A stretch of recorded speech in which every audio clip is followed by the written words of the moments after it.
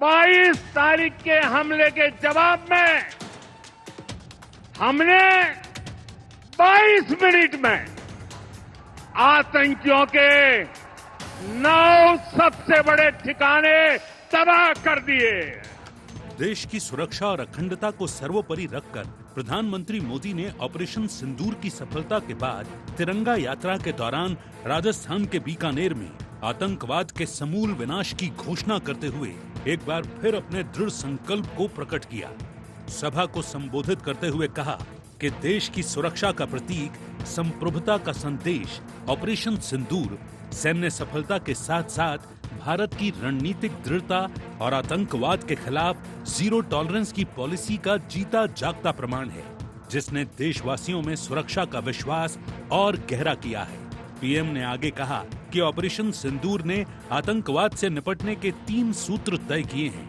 पहला, भारत पर आतंकी हमला हुआ तो दुश्मन को करारा जवाब मिलेगा, जिसके लिए समय हमारी सेनाएं तय करेंगी, तरीका भी हमारी सेना तय करेगी और शर्तें भी हमारी होंगी। दूसरा, एटम बम की गीदड़ भभकियों से भारत डरने वाला नहीं है। और तीसरा ये कि हम आतंक के आकाओं और आतंक की सरपरस्त सरकार को अलग अलग नहीं देखेंगे, उन्हें एक ही मानेंगे। ऑपरेशन सिंदूर के बाद पीएम मोदी का संदेश, पाकिस्तान की हर हरकत का दिया जाएगा करारा जवाब। भारतीयों की जान से खेलने वालों को बख्शा नहीं जाएगा। हिंदुस्तान का लहू बहाने वाले बच नहीं सकते। सेना ने पाकिस्तान को घुटने टेकने पर किया मजबूर। हमले के जवाब में तबाह किए 9 सबसे बड़े आतंकी ठिकाने।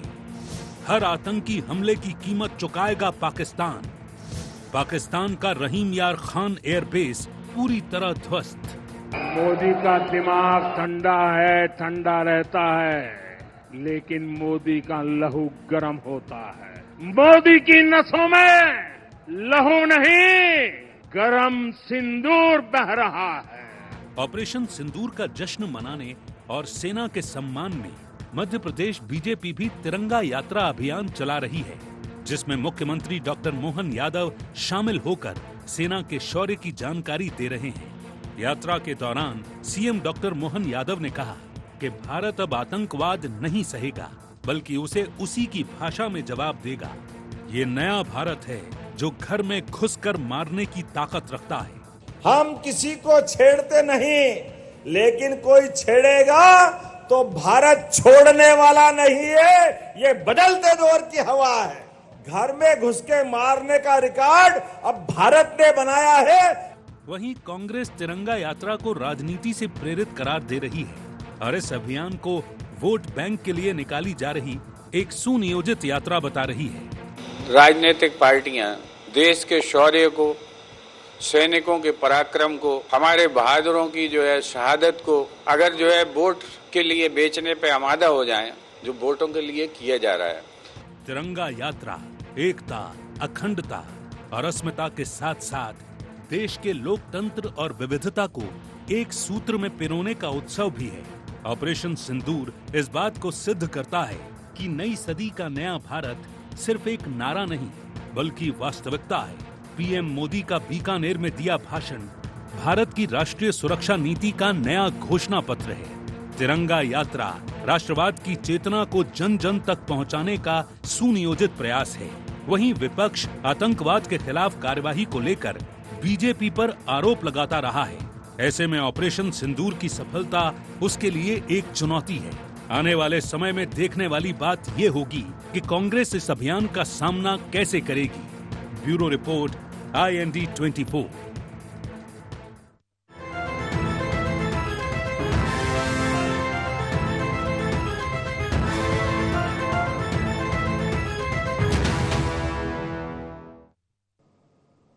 नमस्कार, IND एजेंडे में आपका बहुत बहुत स्वागत है। मैं हूं योगी राज योगेश। एजेंडे में आज चर्चा करेंगे प्रधानमंत्री नरेंद्र मोदी के वीरों की भूमि राजस्थान से दिए गए गरजदार और धमकदार भाषण की। हमने देखा कुछ दिन पहले सीमा पर तोप के गोले बरसे, विमान गरजे और अब प्रधानमंत्री गरज रहे हैं। और आप देखिए उनकी उनका कॉन्फिडेंस, उनकी डायलॉग डिलीवरी कि वो लोगों के जहन में घुस गए। अब वो क्या बोल रहे हैं प्रधानमंत्री नरेंद्र मोदी? मोदी का दिमाग ठंडा रहता है, लहू गर्म रहता है। मोदी की नसों में लहू नहीं, गरम सिंदूर बह रहा है। ये वो डायलॉग हैं कि यदि किसी फिल्मी राइटर से ये लिखाते तो शायद न लिख पाते। और मुझे ऐसा लग रहा है कि आने वाले दिनों में कहीं ऑपरेशन सिंदूर पर फिल्म बनी तो ये डायलॉग ज़रूर उसमें रखे जाएंगे। जितना तहलका हमारी तोपों ने, विमानों ने मचाया, उतना ही अब ये तहलका मोदी के डायलॉग मचा रहे हैं और लोगों के जहन में समा रहे हैं। वो एक तिरंगा यात्रा के दौरान बोल रहे थे।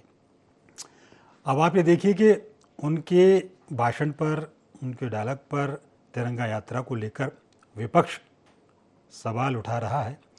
विपक्ष के आरोप है कि ये सारी चीज़ें, देश का शौर्य, सेना का पराक्रम, ये बेचना नहीं चाहिए। ये बात बिल्कुल सही है, लेकिन आप बताइए 71 के युद्ध की श्रेय आज तक इंदिरा गांधी को दिया जा रहा। तो हमारा तात्पर्य ये नहीं कि कौन किसको श्रेय दे रहा। सेना के शौर्य को सलाम, हमारे सैनिकों को सैल्यूट, जिन्होंने भारत में बैठकर दुश्मन देश पाकिस्तान के एयरबेस तबाह कर दिए। तो चर्चा इसी बात पर होगी आज। और चर्चा शुरू करूं उसके पहले एजेंडा पॉइंट पर एक नज़र डाल लेते हैं। आतंकवाद को लेकर पीएम मोदी की चेतावनी के क्या है मायने? क्या पाकिस्तान को फिर मुंहतोड़ जवाब देने की तैयारी में है मोदी सरकार? आगामी चुनाव में तिरंगा यात्रा का बीजेपी को कितना मिलेगा लाभ? ऑपरेशन सिंदूर के प्रचार पर विपक्ष को क्यों है ऐतराज? तो ये थे एजेंडा पॉइंट। और डिबेट ओपन करूं उसके पहले सारे मेहमानों का तारुफ फटाफट आपसे करा दूं। मेरे साथ बीजेपी के प्रवक्ता पंकज चतुर्वेदी जी जुड़े हैं। पंकज जी, आपका बहुत बहुत स्वागत। कांग्रेस से फिरोज सिद्दीकी जी प्रवक्ता के तौर पर जुड़े। फिरोज जी, आपका भी बहुत बहुत स्वागत। और वरिष्ठ पत्रकार देवदत्त दुबे जी स्टूडियो में हमारे साथ मौजूद हैं। दुबे जी, आपका भी बहुत बहुत स्वागत। चर्चा की शुरुआत पंकज जी आपसे ही कर लेते हैं। बड़ा जोरदार भाषण दिया प्रधानमंत्री नरेंद्र मोदी जी ने। क्या ऐसे भाषण वास्तव में लोगों में उत्साह का संचार करते हैं? और जो विपक्ष जो आरोप लगा रहा है कि इसको चुनावी कार्यक्रम नहीं बनाना चाहिए, क्या कहेंगे पंकज जी आप? देखिए योगेश जी, आपने बिल्कुल ठीक कहा कि प्रधानमंत्री जी के जो सर्वश्रेष्ठ भाषणों के यदि संग्रह होगा तो उसमें बीकानेर के आज के भाषण का स्थान जरूर सर्वश्रेष्ठ 10 में आएगा, ऐसा मेरा अनुमान है। हम सब जानते हैं प्रधानमंत्री जी अद्भुत वक्ता हैं, पर आज उन्होंने बहुत मन से बात कही, इसीलिए ये कोई उत्साह बढ़ाने वाला भाषण नहीं था। ये भारत के प्रथम प्रधान सेवक का उद्बोधन था युद्ध के उपरांत अपने देश के लोगों को। और भारत और भारतीयता दोनों हमेशा उत्साहित रहती हैं योगेश जी। और हम जानते हैं कि कितने उत्साह के साथ उस बॉर्डर क्षेत्र के लोगों ने, चाहे वो गुजरात का बॉर्डर हो, जम्मू कश्मीर का बॉर्डर हो, राजस्थान का बॉर्डर हो, पंजाब का बॉर्डर हो, उन सब बॉर्डर एरिया के लोगों ने उस 8-10 दिन के दौरान जिस प्रकार की त्रासदी को माँ भारती के लिए सहन किया वो विलक्षण है। तो ये भाषण किसी को उत्साहवर्धन के लिए नहीं था, माँ भारती के एक सपूत का वक्तव्य था, जिसके पास जनता ने प्रधानमंत्री का दायित्व दिया है कि मेरी रगों में गर्म सिंदूर सा लहू दौड़ रहा है और आतंकियों के आका और आतंकियों की सरपरस्त सरकार बख्शेंगे नहीं। और योगेश जी, विशेषता ये थी इस जो भारत का ये जो हमला हमने पाकिस्तान पे किया, जो युद्ध जीता, उसकी विशेषता ये थी कि भारत ने अपनी सीमा के भीतर बैठकर पाकिस्तान में 100 किलोमीटर अंदर तक, लाहौर में, पेशावर में, कराची में, रावलपिंडी में, जहाँ उनका रहीम यार खान एयरबेस है, नूर खान एयरबेस है, वहाँ हमला किया। आप सोचिए कि पाकिस्तान के सेनाध्यक्ष को योगेश जी बंकर में जान बचानी पड़ी हो, तो जिस सेना का पाकिस्तान का अध्यक्ष अपनी जान बचाने के लिए बंकर में छुपा हो, उस सेना और सैनिकों का मनोबल का अनुमान लगा सकते हैं। और हम सब जानते हैं कि अभी भी पाकिस्तान गिड़गिड़ा रहा है कि सिंधु नदी का जो समझौता हमने रद्द किया, पानी दो पाकिस्तान में प्रदर्शन है। कल ही पाकिस्तान के एक शहर में लोगों ने सेना और गृह मंत्री के ऊपर हमला किया, क्योंकि जो सिंधु नदी का बचा कुचा पानी है, क्योंकि वो भारत की कृपा से उनको पानी जाता है, तो तमाम सारी स्थितियां हैं और निश्चित तौर पर पूरी भारत की सेना साधुवाद की पात्र है। जहां तक कांग्रेस ने योगेश जी कहा कि हम किसी प्रकार की उपलब्धियों का कोई राजनीतिक लाभ लेना चाहते हैं, बहुत सस्ती घटिया सोच है। आपने ठीक भी उदाहरण दिया कि 71 के युद्ध में आज तक इंदिरा गांधी जी और कांग्रेस लाभ लेते हैं, पर उनका विषय है, ये विषय सेना के शौर्य, सम्मान और पराक्रम का सार्वजनिक आदर करने का है। पंकज जी, एक सवाल भारतीय पंकज जी, एक सवाल लेकिन मैं आपसे भी ले लूं और संक्षिप्त में थोड़ा सा जवाब दे दें, फिर मैं फिरोज जी के पास जाऊंगा। निश्चित तौर पर सेना के शौर्य को लेकर किसी को शक संदेह नहीं है और वास्तव में जो सैनिक सीमा पर करते हैं हम तो सोच भी नहीं सकते उसकी, लेकिन वो जो आपके सैनिक यहाँ भोपाल में कर देते हैं मंत्री के रूप में और सेना के जो लीडर हैं कर्नल सोफिया उन पर टिप्पणी कर देते हैं, तो कहीं ना कहीं थोड़ा सा डेंट तो लगता है ये जो एक अभियान आपका चलता है, क्या बोलेंगे? देखिए योगेश जी, वो विषय न्यायालय में विचाराधीन है, उस पर कोई टिप्पणी नहीं करूंगा। जो न्यायालय तय करेगा वो तय करेंगे। सत्य असत्य के अंदर हम सम्मानित उच्चतम न्यायालय करा तो उस पर टिप्पणी नहीं करूंगा, लेकिन मेरा आग्रह इतना सा है कि यदि सेना और सैनिकों के शौर्य और पराक्रम का मान सम्मान और आदर सार्वजनिक किया जाए। अच्छा, कांग्रेस को किसने रोका योगेश जी? वो भी राजनीतिक व्यवस्था है ना, इस देश की पार्टी है, इटली की पार्टी तो नहीं है कांग्रेस पार्टी। उसके मालिक लोगों को जरूर संबंध मूल इटली सतह पर है, तो भारत के लोग वो भी जी, तो उनको किसने रोका था शौर्य पराक्रम पर सेना का आदर करने के लिए? कुछ नहीं। वो मल्लिकार्जुन खड़गे जी बोलते हैं छोटा सा युद्ध था। सोचिए आप कि भारत की सेना ने घर में बैठकर पाकिस्तान को यहीं से खदेड़ दिया। जान माल की एक भी भारतीय की जो कुछ हानि सीमा पर हुई जिन और कुछ सैनिकों ने हमारे बलिदान दिया, उसके अलावा कोई बड़ी क्षति भारत को नहीं हुई।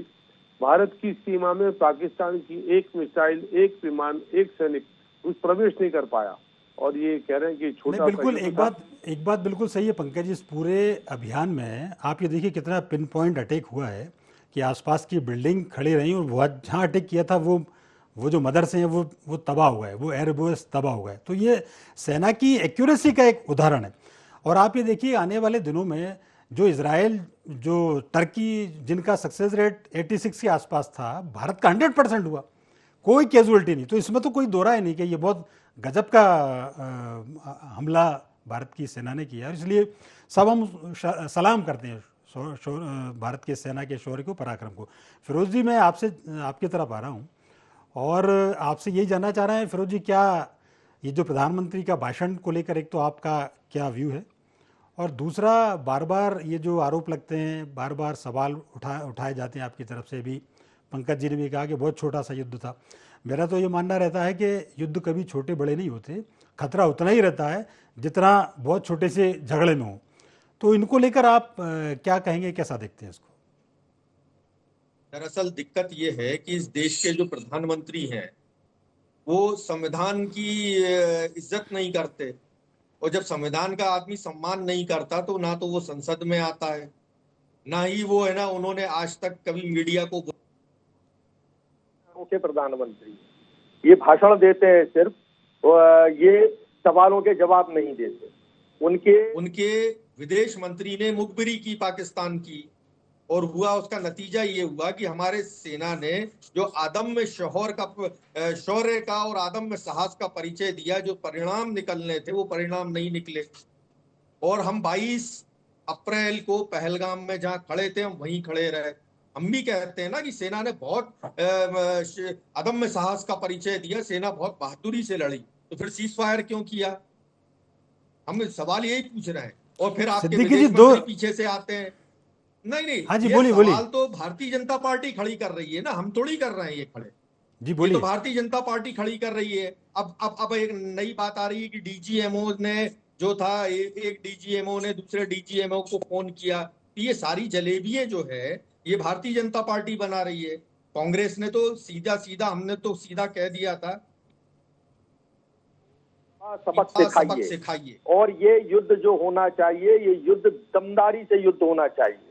और सिद्दीकी जी, दो छोटे छोटे सवाल कर लेता हूँ आपसे। सिद्दीकी जी, हाँ बोलिए। आपका बात मैंने सुनी, दो छोटे छोटे मेरे सवाल हैं। एक तो क्या आपने कहा कि विदेश मंत्री मुखबिरी कर रहे थे, ये बहुत आपत्तिजनक मैं इसलिए मानता हूँ, हो सकता है आप ना मानते हो, स्पष्ट बात है। हाँ, आप ना मानते हो, मैं यही कह रहा हूँ, क्योंकि वो स्टेटमेंट है, वो मुखबिरी नहीं है। मुखबिरी वो होती है जो किसी को बताए बिना और चुपचाप सूचना दी जाती है, वो मुखबिरी है। ये तो घोषणा की और युद्ध में ऐसा होता आया है। आप अपनी बात रख देना, युद्ध में ऐसा ही होता है, पहले से बता दिया जाता है। वो इसलिए कि हम सिविलियंस पर अटैक नहीं कर रहे, हम अटैक कर रहे हैं आतंकियों के ठिकाने पर, ये सूचना है। तो ये एक स्टेटमेंट था। एक दूसरा आपने एक और बात ये कही कि युद्ध का परिणाम कुछ और होता, क्या परिणाम होता, थोड़ा सा ये बताइए।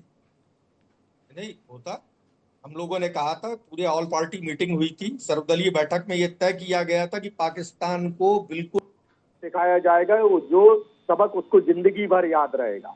हम पीओके पे कब्जा करते, हमको बात ही करनी थी, तो हमने सीज फायर की बात की। हम इस्लामाबाद में जाके हमारी सेनाएं बैठती, जनरल को बुलाते हम, जैसे हमने 1971 में ढाका में बुलाया था और उनको उनके स्टार उतारवाए थे, उनकी वर्दी उतारवाई। वो पंकज जी उंगली खड़ी कर रहे हैं, पंकज जी से जरा जवाब लेता हूं। और मुखबिरी पे आ जाइए आप। उनने ये बयान दिया है कि हमने पाकिस्तान को पहले ही ये सूचना दे दी थी कि हम केवल आतंकी ठिकानों पर हमला करेंगे। और इसका नतीजा ये हुआ कि जो सीज़फायर हो गया, जी फिरोज जी एक मिनट, पाकिस्तान जो है आर्टिलरी फायर, जी ये पंकज जी से उत्तर ले लेते हैं। बार-बार क्यों बोलेंगे? पंकज जी से उत्तर ले लेते हैं। बार-बार बोलेंगे, अभी मेरी वो पहले मेरी बात पूरी हो जाए फिर बोलेंगे।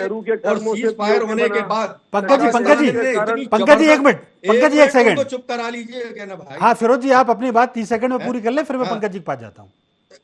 जी उसका बता दे रहे हैं हम आपको नतीजा, जो इंटरनेशनल मीडिया में के बाद इतनी जबरदस्त आर्टिलरी फायरिंग की है पाकिस्तान ने कि पुंज राजौरी का एडिशनल कलेक्टर मर गया, पूरा कलेक्टरेट तबाह हो गया, 500 से 700 लोग अस्पताल में भर्ती हैं। ये इनके सीज फायर का नतीजा है। हमारी सेना तो बहुत जबरदस्त लड़ रही थी, इन्होंने सेना को बैरक में भेजा और पाकिस्तान ने आर्टिलरी फायरिंग की। पंकज जी जवाब दे दीजिए। तो पाकिस्तान शुरू से था और इन्होंने दोगला जी फिरोज जी आपकी बात आ गई, मैं जवाब ले लेता हूं पंकज जी से। योगेश जी ले लीजिए। पीओके बना क्यों? चचा नेहरू के कर्मों से पीओके बना।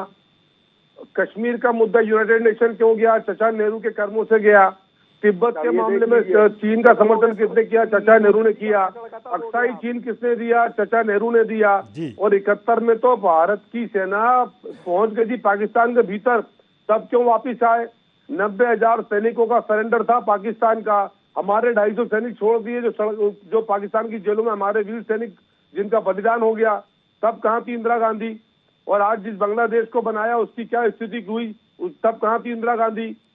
चीन से 62 के युद्ध में कहाँ थे कांग्रेस के लोग? तो मुझे लगता है कि इनको शर्म आना चाहिए कांग्रेस के लोगों को। उम्मीद करता हूँ फिरोज जी जवाब आप तक आ गया होगा। मैं चलता हूँ थोड़ा सा दुबे जी के पास। इनके कर्मों से आज कश्मीर की स्थिति ऐसी है। ये पीओके बना कांग्रेस के, नेहरू जी के कर्मों से बना। अक्साई चीन गया नेहरू जी के कर्मों से। नेपाल भारत का हिस्सा बनना चाहता था, नहीं बना नेहरू जी के कर्मों से। कितने पाप गिनाऊं इनके? भारत को खंड खंड करने के सारे पाप कांग्रेस के और कांग्रेसियों के। बिल्कुल फिरोज जी से अगले दौर में जवाब लूंगा, लेकिन पहले चलते हैं देवदत्त दुबे जी के पास। दुबे जी, ये पूरा जो आज प्रधानमंत्री नरेंद्र मोदी जी का जो भाषण रहा, एक जर्नलिस्ट के तौर पर आप कैसा देखते हैं? देखिए, हम सब यही कहते हैं कि सारे जहां से अच्छा हिंदुस्तान हमारा।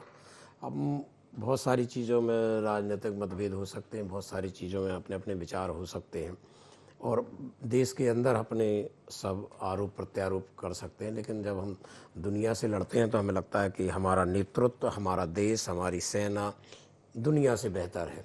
और ये हमने कई बार सिद्ध भी किया है।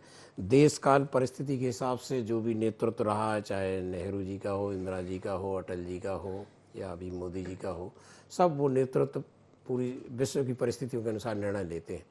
प्रधानमंत्री नरेंद्र मोदी के बारे में तो अब पूरा देश जान गया, पूरी दुनिया जान गया कि वो कन्विंस जिस तरह से करते हैं। आज उन्होंने जिस तरह से भाषण दिया है, ये जो सीज फायर के बाद जो लगातार इधर उधर की बात है और सब हो रही थी, जो आरोप लग रहे थे, तो एक तरफ उन्होंने देश के चुनिंदा कुछ सांसदों को दुनिया के देशों में भेजा है जहां वो पूरे घटनाक्रम को बता रहे हैं, और दूसरा वो देश को और दुनिया को यहीं से बता रहे हैं कि हमारे अंदर क्या है, हम क्या कर सकते हैं, हम क्या किया है हमने। मतलब एक तरह से हमारा धैर्य, जैसे उन्होंने कहा, हमारा दिमाग ठंडा है लेकिन हमारा सिंदूर गर्म है, लहू गर्म है। तो ये सब संकेत, और ये सब हर राजनीतिक दल का नेता जो देश में नेतृत्व करता है वो इस तरह की एक साइकोलॉजी बनाता है कि दुनिया में भारत कैसा है।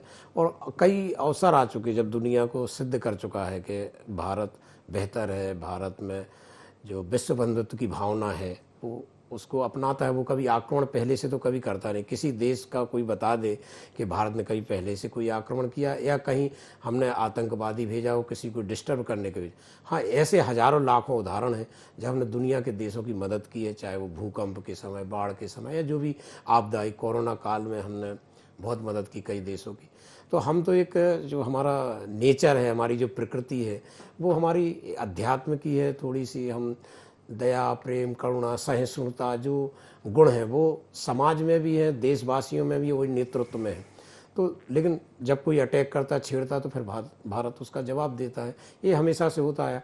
और प्रधानमंत्री मोदी ने जिस तरह से दुनिया के देशों की यात्रा की, लगभग 77 देशों की यात्रा वो कर चुके हैं, तो उस देशों वालों के मन में भी क्या धारणा बनी होगी पूरे सीज फायर और उसके कि भारत में क्या चल रहा है। तो उन्होंने आज अपने भाषण में एक बार फिर इरादे जाहिर किए। और 2014 से लेकर अब तक आप उनके किसी भी मुद्दे पर भाषण सुन लीजिए, मन की बात सुन लीजिए, वो जो घटनाक्रम है उस सब पे वो एक क्लियरिटी करते हैं, एक तरह से अपना सकारात्मक माहौल बनाने की कोशिश करते हैं और दुनिया को एक रेफरेंस को बड़ा कनेक्शन के साथ पेश करते हैं। उनकी वो वक्तृत्व कला है जी। तो देश के लिए तो हम जब चाहेंगे कि विदेश में जाए तो हमारा ऐसे ही प्रधानमंत्री होंगे जो अपने भाषणों से ही दुनिया को बिल्कुल एक तरह से सबक सिखा दे। एक बात ये जरूर है दुबे जी, आपने बहुत बढ़िया बात कही। भारत भूमि महान है और भारत से बढ़िया देश पूरी धरती पर कोई नहीं, क्योंकि हम आतंकी की बात ही नहीं करते। हम भगवान अपने यहाँ है, जो दुनिया माने ना माने अपन तो प्रमाण देखते हैं दुनिया के लोग। नहीं, हम तो वसुधैव कुटुंबकम की बात करते हैं। और आप देखिए ये जो इसी संदर्भ में यदि आप बात करें तो इतनी बड़ी विकट परिस्थितियों में भी हमने पाकिस्तान का बुरा नहीं चाहा। बिल्कुल नहीं। ये कितनी बड़ी बात है। हम प्रधानमंत्री ने बार बार ये कहा कि हमारी लड़ाई आतंक के खिलाफ है, हमारी लड़ाई पाकिस्तान के खिलाफ नहीं है। वो पूरा देश साथ में रहा, हर कोई भी मौका देख लो, जब भी देश पे आपत्ति आई हर व्यक्ति, विपक्ष के नेता देखो सब सेना की तारीफ कर रहे हैं, सब मतलब देश नहीं, इस मामले में पूरा देश एकजुट है, इसमें कोई दो राय नहीं। पंकज जी, ये जो प्रतिनिधिमंडल पूरे विदेश में भेजे गए सबकी तरफ से, इसको क्या, कौन सी डिप्लोमेसी है, कितना आप सही मान रहे हैं? देखिए योगेश जी, भारत की विदेश नीति बहुत स्पष्ट है। सरकार चलाने वाले दल बदल सकते हैं, पर भारत और भारतीयता और भारत की विदेश नीति स्थित और स्थापित है। और समय काल विपक्ष आरोप लगा रहा है कि कोई भी देश आपके साथ नहीं आ पाया। सर, मैं वही तो आपसे आग्रह कर रहा हूँ, इस समय काल परिस्थिति के आधार पर चीजों में परिवर्तन किया जाता है। और दूसरा, ईश्वर कृपा से भारत के सपूतों की शक्ति से आवश्यकता ही नहीं थी और किसी देश को साथ खड़े होगी, लेकिन यूरोप से लेकर अमेरिका तक सारे देशों ने कहा और पाकिस्तान ने जगह जगह गुहार लगाई। यहाँ तक कि हमारा पड़ोसी चीन, जिसको लेकर लोग कहते थे कि वो पाकिस्तान के साथ खड़ा होगा, लेकिन वो भी साथ खड़ा नहीं हुआ। तो और भी आपको प्रमाण चाहिए भारत के और भारतीयों की सबलता और सशक्तता का। मुझे लगता है कि ये स्थिति ना तो कांग्रेस पार्टी देख पाती ना भाजपा के आलोचक देख पाते। लेकिन योगेश जी, हमारा मूल दायित्व देश पहले, भारत और भारतीयता पहले, उस भाव पर काम कर रहे हैं। और जहां तक सांसदों के प्रतिनिधिमंडल का विषय है, तो आज के परिस्थिति के हिसाब से आवश्यक है। और एक सर्वदलीय प्रतिनिधिमंडल बना है जिसमें 59 सांसद है, लगभग 39 देशों में जाएंगे, तमाम देशों में। और इसलिए आप देखते कि कहीं से किसी देश ने भारत का विरोध नहीं किया और सबने कहा कि यह विषय गंभीर है, आतंक के और हमारी नीति योगी जी स्पष्ट थी। जैसा आपने कहा कि हम तो मूल रूप से युद्ध करने वाले देश नहीं है। हमारी संस्कार, संस्कृति, शांति और भाईचारे की बातचीत करती है। पर यदि कोई हमको छेड़ेगा तो छोड़ेंगे नहीं, ये तय है। बिल्कुल। और इसीलिए तय किया कि युद्ध हमारा आतंक के खिलाफ था और आतंकी ठिकानों को नष्ट किया। पाकिस्तान के सिविल ठिकानों पर कोई हमला नहीं। बिल्कुल ठीक कह रहे हैं पंकज जी आप। एक सवाल मैं फिरोज जी से ले लेता हूँ। फिरोज जी, ये जो बार बार आपके अध्यक्ष भी बार बार सवाल पूछ रहे हैं कि कितने विमान गिराए, और जबकि ये हम सब ने देखा कि डीजीएमओ ने प्रेस कॉन्फ्रेंस में इनके जवाब भी दे दीजिए, तो ये सवाल कितने वाजिब मानते हैं? बिल्कुल, आप जो कह रहे हैं, हम तो एक बात पूछ रहे हैं ना कि आपको संसद में आने में क्या तकलीफ है। पूरी संसद और पूरा देश जब सेना के साथ और सरकार का साथ दिया, तो आज युद्ध के बाद भी आना चाहिए प्रधानमंत्री को। हम भी ये जानना चाहते हैं कि हमारी कूटनीतिक स्थिति इतनी खराब क्यों हो गई कि किसी एक देश ने पहलगाम की घटना की भत्सना नहीं की, कोई आपके साथ आके खड़ा नहीं हुआ, आईएमएफ का कर्ज पाकिस्तान उठा ले गया, वो तुर्की अजरबैजान से हथियार ले गया, जी सपोर्ट ले गया। अब इसके जवाब भी बहुत सारे हैं। फिरोजी में एक अंतिम कमेंट, चूंकि चर्चा चूंकि समय हो रहा, मैं अंतिम कमेंट देवदत्त जी से ले लेता हूं। आप ऐसा करेंगे तो फिर मैं बंद कर देता हूं। नहीं आप बोलो ना, आपको समय तो दिया मैंने। नहीं गलत बात है ये। नहीं आप 3 बार उनसे बुलवा चुके और आप मुझे है ना 20 नहीं मैंने तो सवाल आपके सवाल उनसे किए थे, इसलिए बुलवाया उनको। नहीं और आपकी सवाल किए थे। चलिए 30 सेकंड में बोल लीजिए, फिर मैं एक लास्ट कमेंट ले लेता हूँ। जी बोलिए 30 सेकंड। दूसरा सवाल ये है कि जो लोग पहलगाम में हमारे 26 निर्दोष लोग मारे गए, लेकिन एक सिपाही सस्पेंड नहीं हुआ। बिल्कुल एसपी सस्पेंड नहीं हुआ। फिरोजी चूंकि चर्चा का और ये बता दें कि इन्होंने तुर्की से तो धंधा बंद कर दिया। ये बताएं जो भुज में अडानी की बिजली बन रही है, जलेबी बनाने से कुछ नहीं होगा। एक लास्ट कमेंट देवदत्त दुबे जी, आप बोल दीजिए, आप क्या पूरी। देखिए, देश की जब बात आती है तो हम सब उस समय भी लोगों ने इंदिरा जी को उस समय दुर्गा कहा, और आज पूरा देश मोदी के नेतृत्व में एक था। तो देश की जब बात आएगी तो व्यक्ति से बड़ा दल और दल से बड़ा देश, इस बात हम सबको ध्यान में रखना है। बाकी तो बहुत सारे मुद्दे हैं जिन पे हम आरोप प्रत्यारोप और बहुत सारी चीजें अंदर अपने, जैसे घर की लड़ाई घर में करते रहते हैं, बाहर जब हम जाते हैं तो परिवार एकजुट होकर जाता है। बिल्कुल, व्यक्ति से बड़ा दल और दल से बड़ा देश। बहुत अच्छी आपने बात की। चूंकि वक्त की बंदिश है, इस वार्ता को यही विराम देना पड़ेगा। तीनों में